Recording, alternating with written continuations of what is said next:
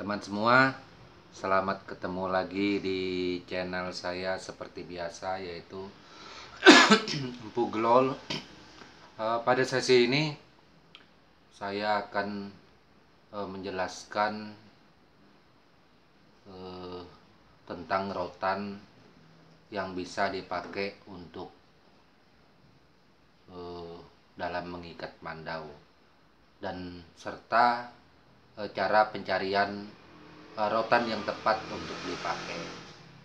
Dan kita ketahui bahwa untuk membuat sebuah mandau kerja atau mandau tempilan, itu dipastikan kita harus memakai kualitas rotan yang terbaik, dan rotan ini tentunya akan bertahan lama. Jadi seperti apa rotan yang bisa kita pakai? Jadi untuk sesi ini saya Empu Glol berusaha untuk menjelaskan atau bercerita tata cara untuk menemukan atau mengambil rotan yang terbaik buat pembuatan pengikat sarung mandau, untuk pembuatan belawit pada mandau, untuk nyulat, serta yang lainnya yang berkaitan dengan mandau tempilan atau mandau kerja. Jadi rotan yang kita cari ketika kita masuk, sumpamanya masuk hutan, itu tidak semua hutan itu ada tumbuhan rotannya.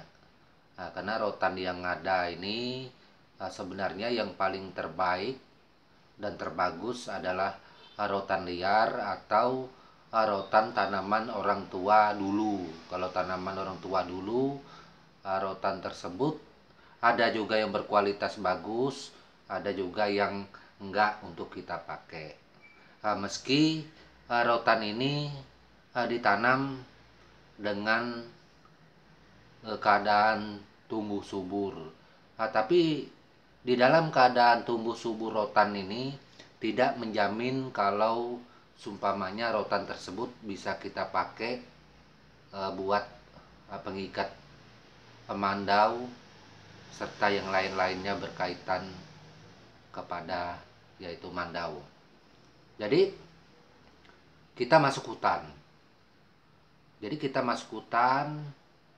Kita lihat, apabila kita ketemu rotan yang tumbuh di daerah dataran rendah, seumpamanya daerah dekat rawa, meski tidak dekat rawa tapi dataran rendah, sebaiknya rotan tersebut, kalau daerah itu memang banyak rotannya, pesan saya Empu Glol jangan diambil. Kenapa demikian? Kalau rotan yang tumbuh di dataran daerah rendah, yang di daerah dekat rawa atau tempatnya terlalu rendah, itu kemungkinan dipastikan pertama rotannya subur. Kedua, rotan tersebut banyak dinaungi oleh pohon-pohon. Jadi cahaya matahari dari atas yang turun tidak langsung mengenai dari rotan ini cahayanya. Jadi kalau rotan yang tumbuh subur, biasanya jarang sekali itu bisa mahing. Karena rotan yang kita cari ini adalah posisinya rotan yang memang mahing, keras. Ketika dipatahkan seperti ini, umpamanya ini rotan yang kita ketemu umpamanya di hutan, teman-teman bisa lihat semua. Jadi rotan ini kita cek, kita bengkokkan gini. Apabila kita cek bengkokkan gini rotan tersebut, apabila dia meletes, suaranya meletes gitu, ada suara semacam kayu patah, lalu ada percikan-percikan kayak kristal, dan suaranya nyaring, itu dijamin rotan tersebut bagus untuk diambil. Nah, jadi sepanjang rotan yang ada itu kita patahkan-patahkan seperti itu. Apabila dia tidak ada percikan seperti kristal tadi atau suara seperti suara ranting kayu patah, ranting kayu kering, nah, itu kita putuskan sampai di situ pakai mandau kita potong. Sisanya jangan kita ambil karena sisanya itu dijamin tidak bagus. Nah, jadi yang terbaik itu saya Empu Gulol menganjurkan kalau kita mengambil rotan, sebaiknya rotan yang tumbuh di atas pertengahan bukit atau di puncak bukit. Nah, karena rotan yang tumbuh di pertengahan bukit atau di puncak bukit, biasanya rotan seperti ini kebanyakan akan langsung terkena matahari. Nah, sehingga pertumbuhannya di situ dia juga banyak yang mahing dan agak berbeda kualitas dengan rotan yang tumbuh di dataran sebelah bawah.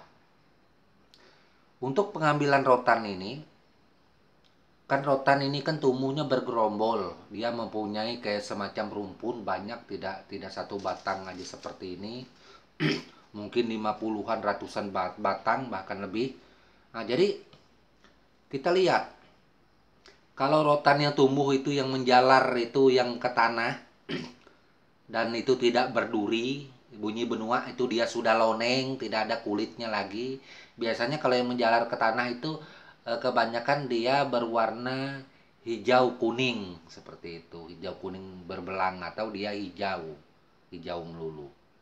Nah, itu meski dia kelihatannya bagus dan kelihatannya layak dipakai, itu sebenarnya kalau untuk kami orang benua tidak diambil. Kenapa tidak diambil? Kalau diambil sebatas itu, biasanya rotan-rotan seperti ini yang tumbuhnya badannya langsung menyentuh tanah, itu pasti ada semacam korengnya atau ada semacam busuk yang berbintik-bintik hitam. Nah, itu nanti ketika kita meraut rotan, rotan tersebut akan mudah putus. Kurang bagus teman-teman ya. Itu. Jadi apabila ada yang tadi yang menjalar ke tanah, jangan kita ambil dulu, kita lewati, kita cari dia posisinya naik ke atas memanjat ke arah pohon rotannya ini. Nah, jadi kita cari yang memanjat ke atas pohon. Itu kalau ada yang posisinya loneng tidak berduri tadi, itu bisa kita ambil. Atau sebaiknya kita mengambil rotan ini yang masih ada kulit dan durinya. Yang masih ada kulit durinya tentunya itu harus kulit dan durinya sudah warnanya kering, kayak semacam warna daun pisang seperti itu. Kan ada daun pisang kering, nah, seperti itu, tapi dia ada durinya. Nah, itu kita pukul-pukul batang rotan ini tadi pakai sampingnya mandau, gini kita pukul. Atau kalau kita tidak pakai sampingnya mandau, kita ambil kayu ya kecil dari pergelangan ini, kita pukul-pukul, maka duri dan kulit-kulit yang tua tadi akan berjatuhan. Baru kita cek, kita patahkan seperti ini. Nanti setelah ada duri rotan yang ada itu, apabila itu meletes seperti ranting patah, suaranya percikan kristalnya itu banyak, sebatas mana, dan setelah itu nggak ada lagi, kita potong dan kita ambil, dan sisanya yang menyentuh tanah tadi jangan kita ambil, kita tinggalkan. Nah, jadi seperti itu teman-teman, cara pengambilan rotan di dalam hutan. Berapa biji kita mengambil rotan di dalam hutan itu terserah kemauan kita. Kalau kita tidak mau capek bolak-balik dalam perjalanan jauh 1 jam, 2 jam, 3 jam di dalam hutan untuk mencapai kampung, sebaiknya kita mengambil rotan ini sekiranya kita bisa membuat mandau dan barang-barang kebutuhan lain itu banyak. Itu artinya paling nggak kita ngambil itu sebanyak ini. Nah, karena kan setelah kita ngambil sebanyak ini, kita nanti walaupun ngambil, kita tidak setiap hari. Ada waktu tertentu kita mengambilnya, ketika habis baru kita berangkat mencari atau mengambil rotan yang ada tadi, kita mengambil baru.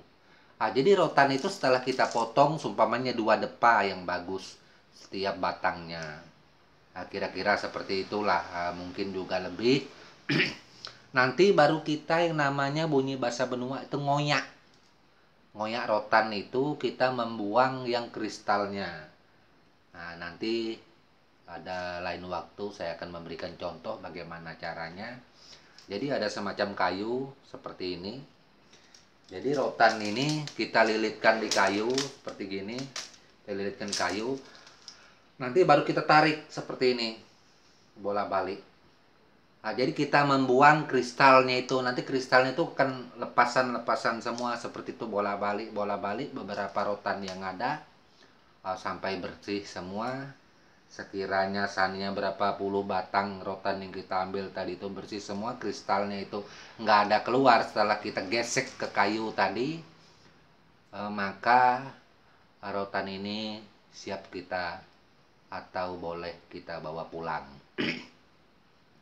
Jadi setelah kita bawa pulang, itu belum juga bisa dipakai untuk kita mengikat mandau atau membuat belawit atau lainnya, masih belum bisa teman-teman.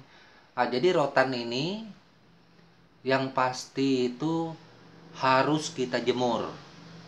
Kita jemur itu bisa memakan waktu, seandainya dari pagi itu 1 hari, 2 hari, atau 3 hari tergantung cuaca.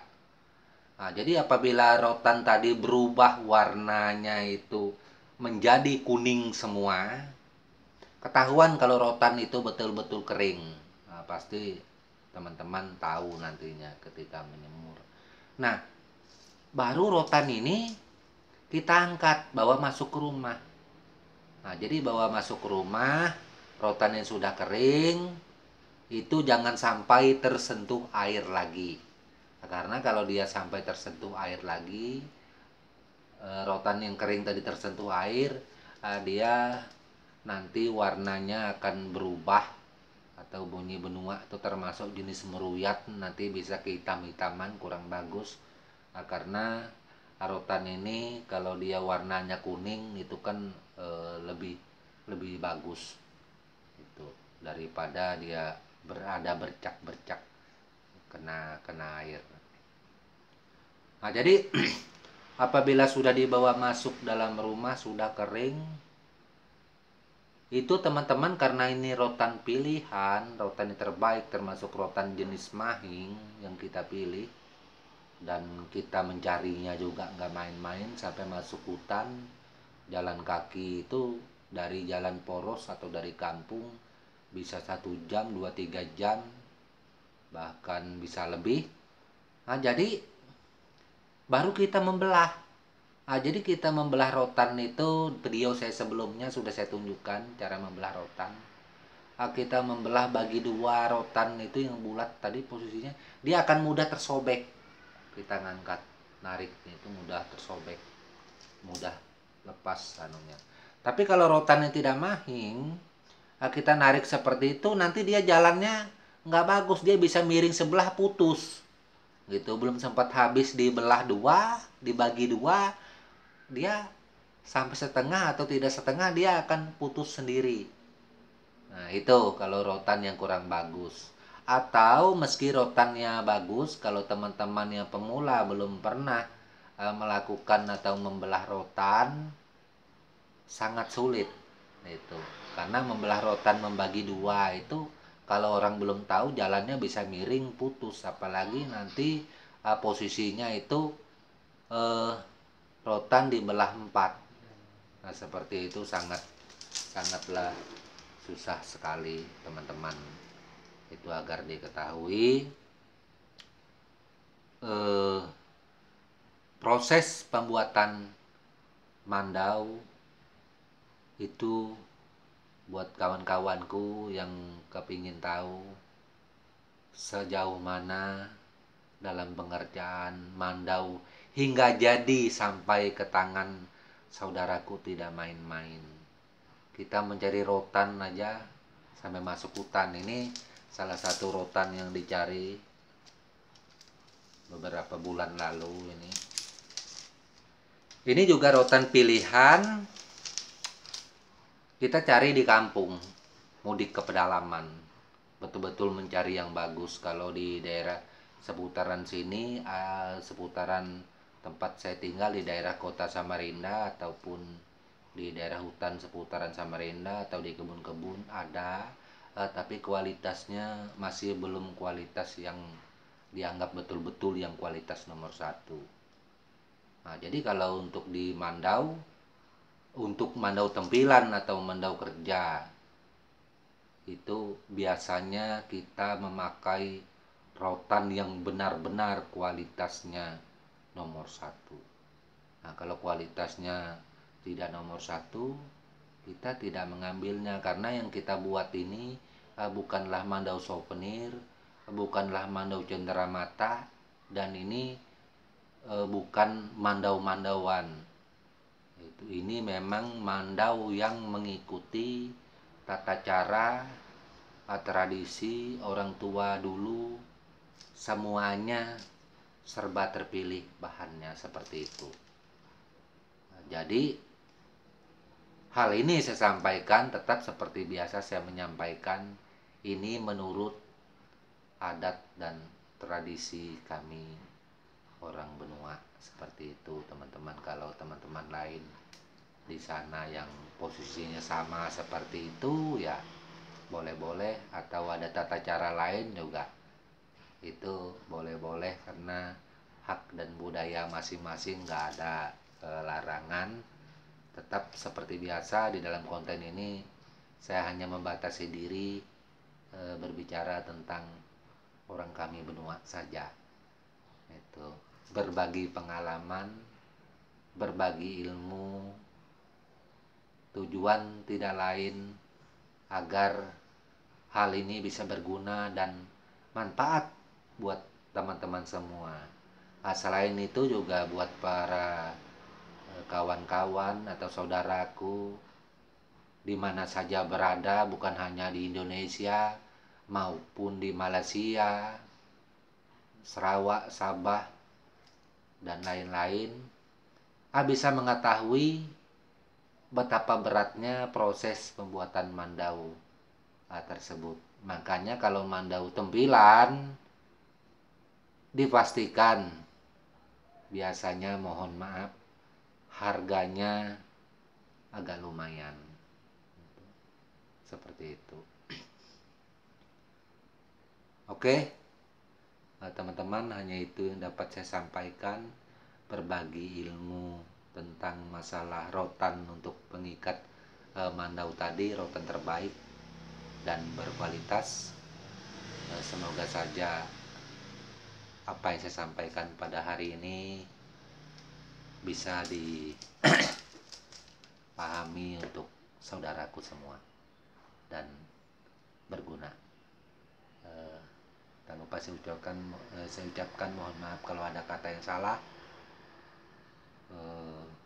Semoga saja kita selalu sehat walafiat dan berbahagia selalu, tak kurang satu apapun. Untuk yang terakhir saya perlihatkan bentuk rotan ini, teman-teman bisa lihat.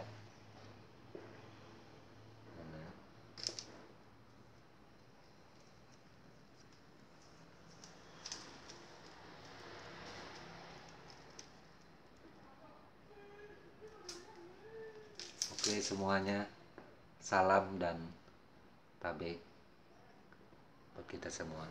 Amin.